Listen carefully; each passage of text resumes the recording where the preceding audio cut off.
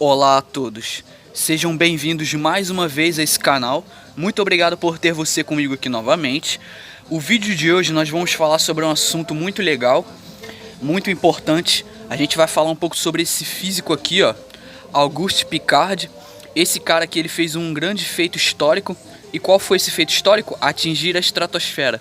Então esse cara aqui, ele foi o primeiro cara a atingir a estratosfera. Ele fez isso em 1931 e ele revela qual a verdadeira forma da Terra lá de cima, né? Segundo o que ele viu. E ele revela, e a revelação dele é algo que, tipo assim, não é muito compatível com o que a gente espera lá de cima da altitude que ele esteve. Então ele chegou numa altitude de 52 mil pés, que convertendo para quilômetro são cerca de 15 mil quilômetros de altitude. E a revelação dele foi algo assim que pode deixar muita gente espantada. Então vamos lá, vamos falar um pouco sobre ele, como a história oculta ele. Então a gente vai ver aqui o porquê que esse cara ele é tão ocultado da história e da grade curricular. Então vamos lá tentar entender a problemática, certo? Bom, então eu já vou pedir para que vocês deixem o like no vídeo. Quem gostar, fortalece aí o engajamento do canal. Dê o like, é muito importante, comente sua opinião. Bom, a gente vai ver muitas coisas nesse vídeo e aqui a gente vai tentar entender um pouco sobre o Auguste Piccard. Então, ele foi um físico, inventor e explorador suíço, e ele foi o inventor do batiscafo, que é uma espécie de submarino utilizado para pesquisas a grandes profundidades. Ele e seu irmão gêmeo Jean Piccard foram também balonistas. O seu filho, Jacques Piccard, desceu ao fundo da fossa das Marianas e foi também um reconhecido hidronauta e explorador, certo? Pois bem. Bom, então tá aí, ó, Auguste Piccard, e aqui a gente tá vendo uma matéria de jornal, né, de muito tempo atrás, uma matéria bem antiga de jornal falando sobre esse feito aí do Auguste Piccard. E vale lembrar que esse cara, ele nem é mencionado nos dias de hoje, certo? Na televisão, em lugar nenhum, certo? Em sites de divulgação científica, como se realmente quisessem apagar o cara da história, né? Como se a existência dele não pudesse ser revelada ao público, certo?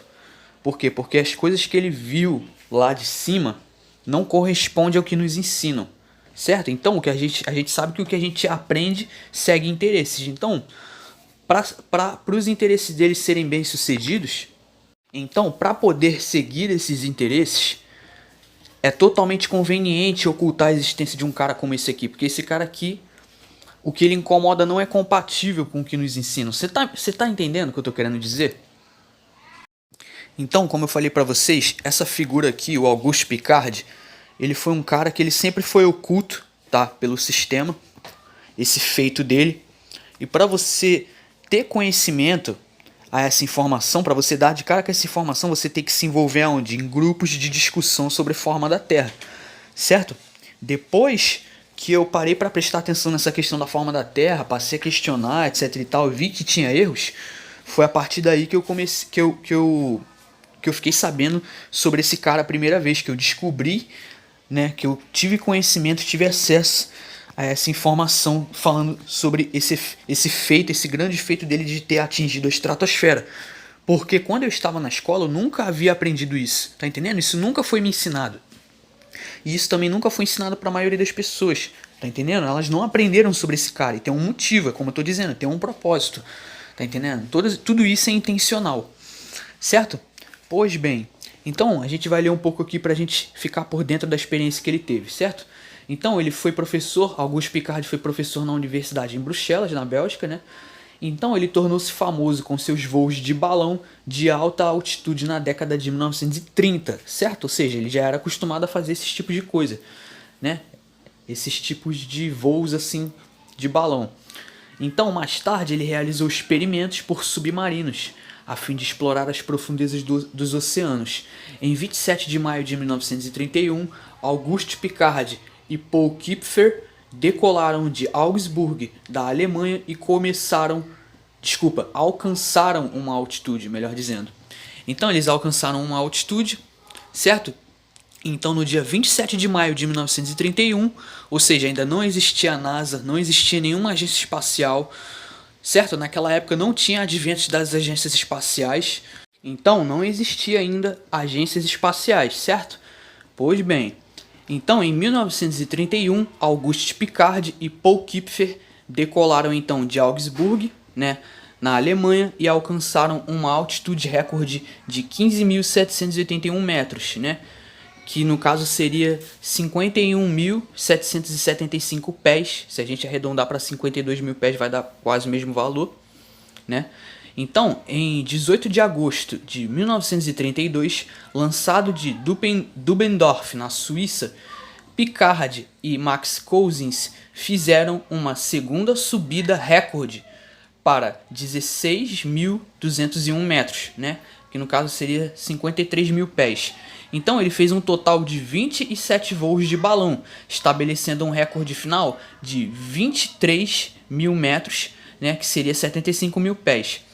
Certo? Pois bem, então o que é interessante notar é que ele é um explorador suíço e explorou essas altitudes antes da criação da NASA, tá entendendo? É isso que a gente tem que prestar atenção, galera. NASA, Roscosmos, ESA, nenhuma agência espacial existia, então ainda não havia os adventos das agências espaciais, certo? Isso foi antes da tripulação de Photoshop, dos alienadores de mente, né? Antes que eles conseguissem limpar a história e remover qualquer evidência sobre a verdadeira forma da Terra, certo? Pois bem, então a gente vai ver mais coisas aqui. Então a gente vê aí que o Auguste Piccard, ele fazia muito esse voo assim em balões, certo? Pois bem. Bom, um balão amarelo enorme subiu para o céu há algumas semanas a partir de Augsburg, na Alemanha, certo? E, em vez de um cesto, ele carregava uma bola hermética preta e prata de alumínio. Dentro, o professor Auguste Piccard, físico, e Charles Kupfer, né, que era o assistente dele, eu acho. E eles tiveram como objetivo explorar o ar 50 mil pés para cima. Então, 17 horas mais tarde, depois de dados como mortos, ou seja, o pessoal já tinha dado eles como mortos. Por quê? Porque após 17 horas, eles não tinham dado nenhum sinal, certo? Eles não davam nenhuma indicação, né, que evidenciasse que eles ainda estavam vivos. Então o pessoal pensou que eles tinham morrido ou que tinha acontecido alguma coisa. Então eles já tinham sido considerados mortos pelas pessoas, certo? Só que olha o que aconteceu de mais surpreendente nisso tudo, ó. Eles voltaram com segurança, uau! E a partir de uma altura estimada de mais de 52 mil pés, cerca de 10 milhas, quebrando todos os recordes de altitude por aeronaves, inclusive. Olha só, vai prestando atenção e vai juntando essas informações aí, porque vão ser úteis. Então o pessoal já tinha considerado eles, já tinha dado eles como mortos, certo? Só que o que o pessoal não esperava é que eles ainda estavam vivos e eles tinham atingido uma altitude de 52 mil pés, certo? Ou acho que mais do que isso, certo? E ele quebrou o recorde, certo? De altitude que já foi alcançado por qualquer tipo de aeronave, certo? E eles dizem pra gente o quê? Que de um voo comercial a cerca de 10 mil quilômetros, 12 mil quilômetros, já é possível ver a curvatura. Mas será que isso faz sentido? A gente tá vendo aqui com essas informações, comparando essas informações que não faz sentido. Tem contradição aí, tá entendendo? Você tá entendendo como são as coisas, como diverge um pouco? Bom, então tá aí, ó, o professor Auguste Piccard. Então foi nessa esfera, né, nessa, vamos dizer assim, como se fosse uma cápsula esférica pressurizada com tanques de oxigênio, levou ele até a estratosfera. Então tá aqui, ó, a história de sua aventura supera a ficção. Durante a subida, a bola de alumínio, né, uma bola de alumínio, começou a vazar. Eles estancaram desesperadamente com vaselina e resíduos de algodão, parando o vazamento. Na primeira meia hora, o balão se atirou para cima 9 milhas, certo? Através das escotilhas, os observadores, então, que eram eles dois ali, viram a Terra através de uma névoa cor de cobre e depois azulada. E olha o que eles dizem, olha o que eles tinham dito. Parecia um disco plano com bordas viradas para cima. Interessante, não? Interessante. Por quê? Porque estão vendendo pra gente que a partir de 10 ou 12 mil quilômetros de altitude, que é uma altura que um avião de voo comercial atinge, estão vendendo pra gente que a partir dessa altitude já é possível ver a curvatura da Terra. Mas por que esses dois aqui não viram curvatura da Terra e estão afirmando que a Terra era um disco plano? Percebe? Essa é a questão que a gente tem que pensar por cima, galera. Então, isso aqui, eles não ensinam pra gente nas escolas, tá entendendo? Bom, então é bem estranho. Se o cara, a 52 mil pés de altura, que são cerca de 15, 16 quilômetros, certo? 17 quilômetros de altura.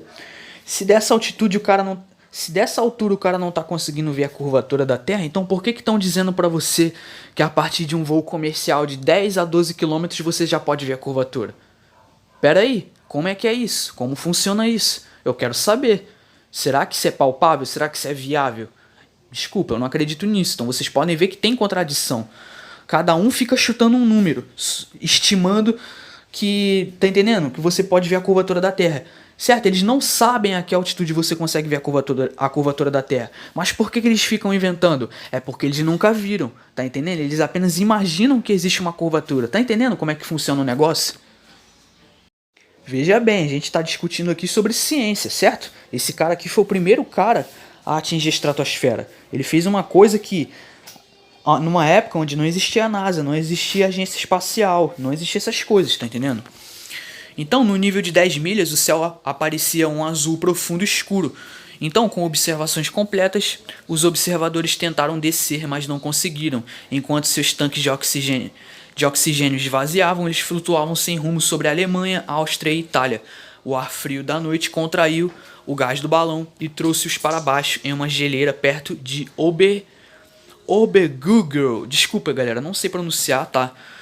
Mas é um lugar aí que fica perto da Áustria, desculpa aí se eu pronunciei errado. Então, com 1 hora de oxigênio de sobra, então eles conseguiram voltar para o solo, né? Depois dessa viagem até a estratosfera. E os caras já tinham sido dados como mortos, hein? Vai vendo.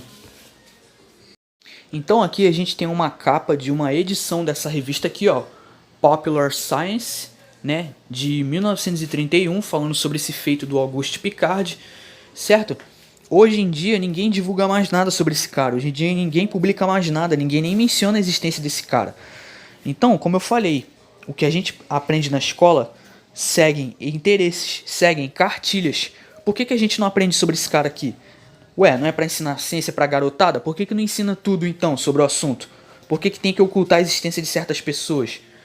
Tipo assim, o cara fez uma façanha única, uma façanha histórica. Nenhum ser humano tinha conseguido atingir a estratosfera antes, e esse cara foi o primeiro a fazer isso. Por que esse cara não recebe destaque no mundo da ciência? Por que dentro do campo científico esse cara aqui não recebe destaque, ele não é bem falado? Pelo contrário, estão ocultando a existência dele. Percebe? Por que essas coisas têm que ser assim? Você já parou para se perguntar? Então, é o que eu faço aqui no canal, fazer as pessoas pensarem sobre um outro ponto de vista, percebe? Então, como eu falei, o Nikola Tesla disse que a teoria de Einstein, a teoria da relatividade, era um mendigo envolto em púrpura que era idolatrada pelos ignorantes. E o Einstein até hoje é visto como um deus no meio dessa ciência dogmática aí. Porém, quem gosta de ciência de verdade, quem faz ciência de verdade, está totalmente pleno de que Einstein é o quê? Einstein é apenas um charlatão. Tá entendendo? É um cara que é vendido como um deus para as massas. Mas tem muitos cientistas que pegam a teoria dele da relatividade e dizem assim, ó, lixo de teoria, relatividade de Einstein. Uma teoria totalmente sem pé, sem cabeça. Por quê? Porque eles sabem que a gravidade é hipotética. A gravidade talvez ela nem exista. Por quê? Porque ela sempre é superada pelo eletromagnetismo. O eletromagnetismo consegue responder a tudo que acontece. A tudo que acontece, tá entendendo? Responde a tudo que acontece. Você tá entendendo o que eu tô querendo dizer? Bom, então tá aí. Se você converter 52 mil pés para quilômetros, vai dar esse valor aqui, ó. Certo? Então, é o seguinte. Se dessa altura aqui o cara não conseguiu ver a curvatura da Terra, por que estão dizendo que a partir de 10 quilômetros, 12 quilômetros, que é a altura de um avião comercial, você vai conseguir ver a curvatura da Terra? Não faz sentido, percebe? Bom, então vamos lá. Então, se Auguste Piccard afirma que a Terra parece um disco com bordas viradas para cima, Então a Terra ela tem que ter um formato semelhante a isso daqui, ó. Vocês estão vendo essa imagem aqui que está bem didática? Tem que ter uma forma semelhante a essa. Bom, a Terra, ela no mínimo tem que ser isso daqui, tá entendendo? Uma forma parecida com essa ilustração aqui, tá entendendo? E a gente sabe que a Terra, né, como sempre repito, a Terra ela é coberta 70% por águas em estado líquido, pelos oceanos, superfícies aquáticas. Superfícies aquáticas encontram sempre o seu nível, certo? Se 70% da Terra, a nível do mar, é nivelada por águas, então 70% da Terra ela tem que ser um plano. Isso é a lógica. Não tem como você esperar isso em cima de uma esfera, certo? Agora, um plano estacionário, mais ou menos como isso aqui, ó, é totalmente viável. Então, a observação do Auguste Piccard faz sentido, certo? Porque o que se vê lá em cima é o que você vê a nível do mar. O que você vê quando você está lá no horizonte? Você não vê uma planicidade imensa sem fim? Então, pois bem, meu amigo. Então, isso é irrefutável. Não tem como você refutar essa questão das planicidades das águas. E isso é um argumento forte para o modelo plano. Você está entendendo como é que a discussão é centrada? A discussão é centrada em argumentos fortes que podem se demonstrar, que podem se observar. É isso que eu espero de ciência de verdade. Deu para entender? Acho que é isso. Muito obrigado a todos vocês que me acompanham. Vou ficando por aqui. Fortíssimo abraço. Por hoje é isso. Muito obrigado. Continuarei falando mais sobre essas e outras questões. Então é isso. Muito obrigado e até mais.